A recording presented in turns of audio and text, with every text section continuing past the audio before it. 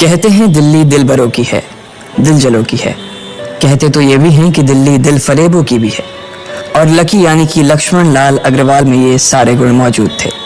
लोग उसकी शक्ल को देखकर ही कह देते थे, अबे दिल्ली से हो क्या।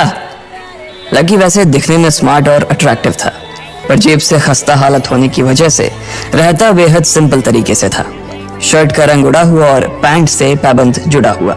कहने को तो उसकी उम्र के लड़के दिल्ली की सड़कों पर रात को मोटर बाइक दौड़ाते थे, लेकिन लकी उर्फ लक्ष्मण लाल अग्रवाल सिर्फ कमरे से कॉलेज में पढ़ाई और गर्लफ्रेंड डिंपल के साथ थोड़ा वक्त बिताना, फिर कॉलेज से दुकान, दुकान से जब होम डिलीवरी आए तो वहां, और फिर घर चला जाता था। हाँ, कभी कभी जब वो किसी लड़के को खाली सड़क पर मोटर बाइक दंदनाते हुए देखता तो कहता, एक दिन अपना टाइम भी आएगा जब मैं चश्मा लगाकर बैठूंगा और पीछे डिंपल को बैठाऊंगा।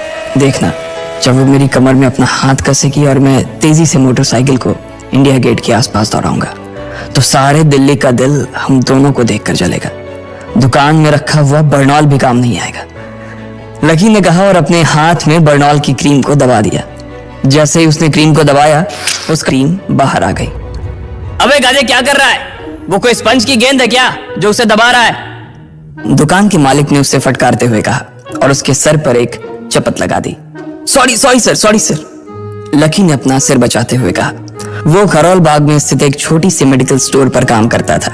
उसकी दुकान का नाम था चमन मेडिकल स्टोर और उसके ओनर का नाम था चमन लाल। लकी पिछले 5 साल से इन्हीं की दुकान पर काम कर रहा था। यहाँ इस छोटी सी शॉप पर काम करना उसकी मजबूरी थी। लाइफ में कंगाली की वजह से उसे कॉलेज में पढ़ाई पूरी करने के लिए पार्ट टाइम जॉब करना था। उसने कई अच्छी जगह अच्छी तनख्वाह की नौकरी ढूंढी पर नहीं मिली और वो इस मेडिकल स्टोर पर ही अटक गया। गधे, अब इसके पैसे क्या तेरा बाप भरेगा? कटेगा। इसका पैसा भी तेरी तनख्वाह से कटेगा और एमआरपी से डबल रेट में कटेगा। चमन ने अपने दांतों को किचमिचाते हुए कहा। गुस्से की वजह से उसकी नाक फूल गई थी और लकी की सांसें। उसने घबराते हुए ओनर से पूछा, एमआरपी से डबल क्यों सर जी? ताकि अगली बार से ऐसी कोई हरकत करने से पहले तू डबल बार सोचे। चमन ने कहा और उसके हाथ से ट्यूब छीन ली। उसका जी तो चाह रहा था कि वो लकी की खोपड़ी पर एक और बार अपना हाथ साफ कर ले, लेकिन उससे पहले ही दुकान का फोन बजने लगा।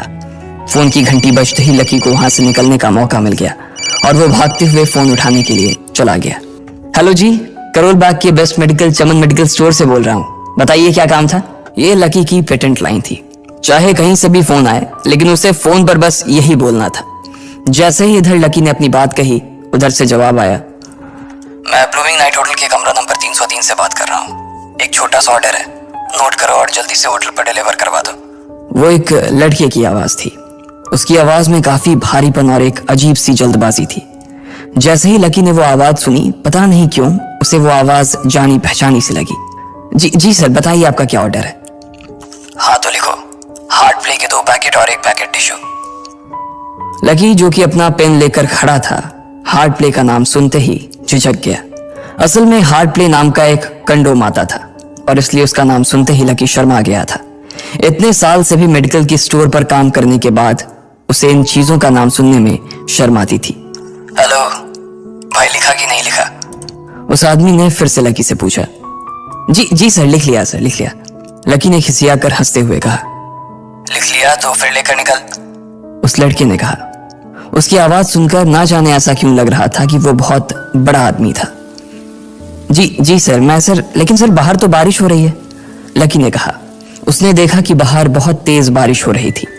उनकी दुकान के सामने पानी भर गया था और तेज हवाओं की वजह से चमन मेडिकल स्टोर का बोर्ड भी गिर गया था।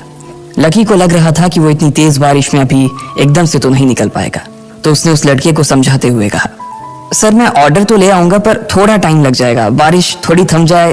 अब इससे पहले कि वो कुछ आगे बोल पाता, फोन पर लड़का बोल पड़ा। तुम्हारे मालिक को पता है कि तुम मल्होत्रा जी के लड़के को मना कर रहे हो? हाँ पता है बारिश हो रही है, इसलिए सारा सामान अच्छे से थैली में पैक करके लाना और लेट नहीं होना चाहिए, समझे? उस लड़के ने कहा और इससे पहले कि लकी आगे कुछ कह पाता, उसने फोन काट दिया। उधर से लकी के दुकान का ओनर उसे घूर कर देखा जा रहा था। लकी के हाथ में पेन और पेपर देखकर ही वो समझ गया था कि उसके पास कोई ऑर्डर आया था। आज वैसे भी इतनी बरसात होने की वजह से सुबह से इक्का दुक्का ग्राहक ही दुकान पर आए थे। ऐसे में उसकी दुकान का मालिक एक भी ऑर्डर को छोड़ना नहीं चाहता था। वो लकी को देख रहा था और लकी बारिश की ओर देख रहा था। बारिश का बहाना नहीं चलेगा, जाना पड़ेगा। चमनलाल ने कहा। मैं बहाना नहीं कर रहा सर, थोड़ी बारिश धीमी हो जाए तो मैं चला जाऊंगा। अभी आप खुद ही देखिए कितनी तेज बारिश है। वो पता नहीं कोई मिस्टर मल्होत्रा का कोई बेटा कुछ ज्यादा ही जल्दी में था। मैं साइकिल से तो पहुंच नहीं पाऊंगा इतनी जल्दी। लकी ने उनकी ओर देखते हुए कहा। क्या कहा? मिस्टर मल्होत्रा जी का बेटा? तू मेरी दुकान बंद करवाएगा क्या? अभी क्या भी निकल उनका ऑर्डर लेके, वो हमारे बहुत पुराने कस्टमर है। चमन ने कहा। पर लकी ने कहा ही था कि चमन बोला। पर कुछ नहीं, तू मेरी मोटरसाइकिल ले जा। उसने गुस्से में कहा। अरे सर जी, 200 के ऑर्डर में मुश्किल से 40 रुपए बचेंगे। इससे 3 गुने का तो पेट्रोल ही लग जाएगा, और अगर गाड़ी रास्ते में बंद हो गई तो अलग से खर्चा। लकी ने समझाते हुए कहा। वो जानता था कि उसका मालिक इन सब बातों पर ध्यान नहीं देने वाला। चमनलाल बोला। कोई बात नहीं, तू जा, चाहे जो हो जाए, ग्राहक नाराज नहीं होना चाहिए, और वैसे भी वो मल्होत्रा जी का बेटा है। चमनलाल ने मोटरसाइकिल की चाबी लकी की ओर उछालते हुए कहा। लकी ने चाबी ली। उसे देखकर उसके अंदर मिक्स फीलिंग आ गई। एक तो वो बहुत खुश हुआ कि बड़े दिनों बाद बाइक चलाने को मिलेगी, पर वहीं दूसरी तरफ दुखी इसलिए हुआ कि बाइक मिली भी तो ऐसी तेज बारिश में, अगर खराब हो गई तो इसकी चपत भी उसके सिर पर ही पड़ेगी। वो मुंह लटकाकर रेनकोट और हेलमेट पहनते हुए वहां से निकल गया। बाहर आकर बाइक को देखा तो लकी ने मन में सोचा, चलो ठीक है, जो होगा देखा जाएगा, कम से कम बाइक तो चलाने को मिल रही है। दरअसल लकी इतने साल काम करने के बाद भी अपने लिए एक मोटरसाइकिल नहीं ले पाया था। लकी की तनख्वाह ही इतनी भर थी कि सिर्फ उसके कमरे का किराया, उसकी साइकिल में डालने वाली हवा का खर्च, बिजली पानी का बिल और डिम्पल के साथ महीने में 1-2 बार बाहर खाने का खर्चा ही निकल पाता था। उसे डिम्पल की कही बात अक्सर याद आती थी। लकी, अगर अगले 2 महीने में तूने बाइक नहीं खरीदी ना तो मैं तेरे से ब्रेकअप कर लूंगी, देखना। असल में डिम्पल को लकी के साथ बाइक पर घूमने की बड़ी तमन्ना थी। लकी की इस उजाड़ जिंदगी में एक वही तो थी जिसके लिए जिंदा रहने को उसका जी चाहता था। जब भी वो उससे बाइक की बात करती तो लकी डिम्पल की इस बात को हंसकर टाल देता था। वो अपने मन में इस बात को अच्छे से जानता था कि डिम्पल उससे बहुत प्यार करती थी और वो उससे कभी छोड़कर नहीं जा सकती थी। वो दोनों एक दूसरे में ऐसे घुले मिले थे जैसे बादल बरसात में घुल जाती है।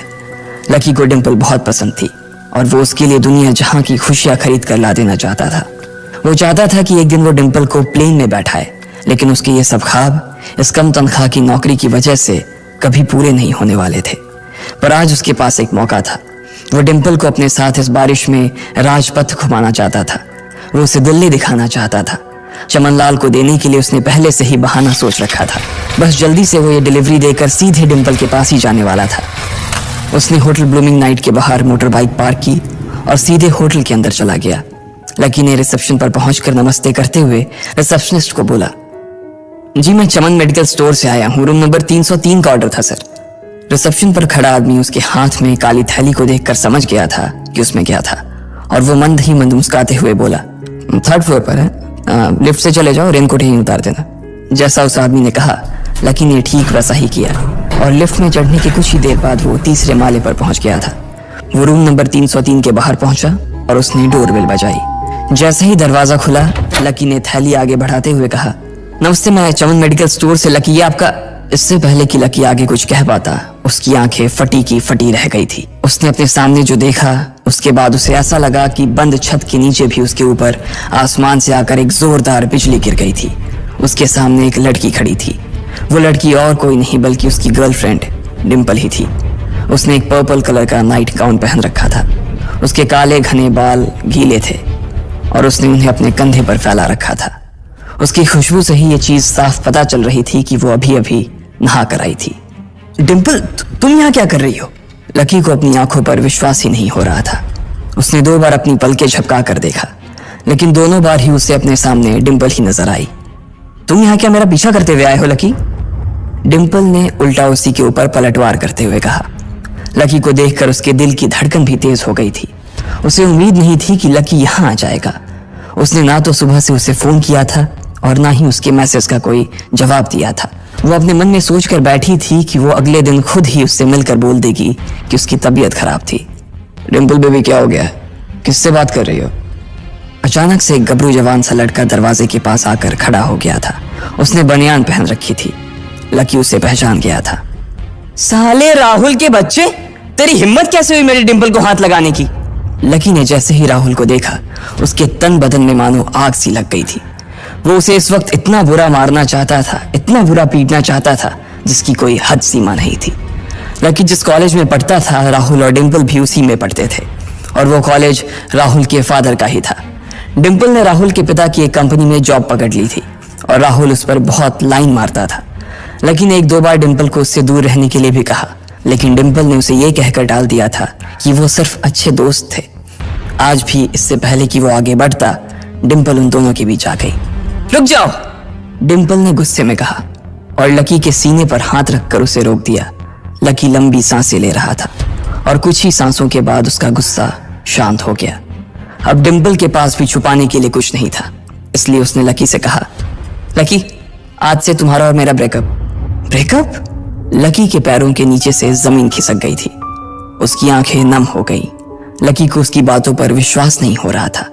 उसने डिंपल की ओर देखा और बोला, डिंपल, हम पिछले 1 साल से एक दूसरे के साथ हैं और तुम हो कि मुझसे ब्रेकअप करना चाहती हो? अरे मैं तो तुम्हारे लिए नई बाइक लेने वाला था। चल रहने दे, आज ही याद आई है तुझे बाइक की। अरे तेरे पास मुझे बाहर घुमाने के लिए, खिलाने पिलाने के लिए पैसे तो है नहीं, तू कहां से लेगा बाइक? और अगर ले भी लेगा तो उसमें पेट्रोल कहां से डलवाएगा? तेरी 8,000 रुपए महीने की नौकरी, उसमें होगा ये सब? लोग हंसते हैं मेरे ऊपर जब मैं सरोजनी में तेरे साथ घूमती हूँ। मैं ऐसी लाइफ नहीं जीना चाहती लकी। मैं तेरी तरह गरीब नहीं रहना चाहती। तूने मुझे फंसाया था, उल्लू बनाया था तूने मुझे, इसलिए मैंने राहुल से मैचअप कर लिया है। आज से यही मेरा बॉयफ्रेंड है, डिंपल ने गुस्से में कहा। अच्छा, तो बेबी ये है तुम्हारा वो बेकार सा एक्स बॉयफ्रेंड?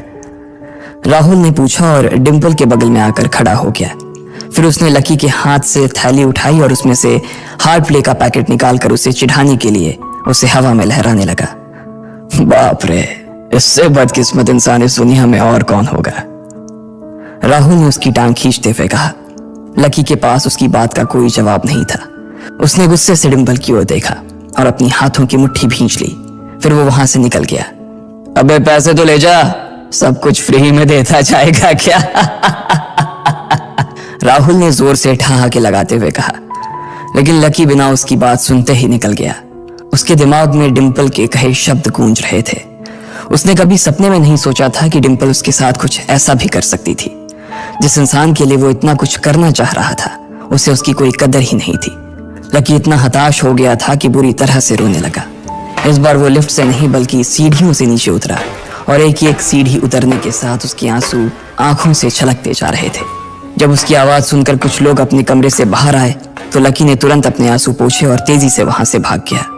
उसे जिंदगी में पहली बार प्यार हुआ था और पैसों की कमी की वजह से ना सिर्फ उसका प्यार बल्कि उसकी पूरी जिंदगी बर्बाद हो गई थी। लकी जैसे ही बाहर आया तो उसने देखा कि बाहर अंधेरा हो गया था।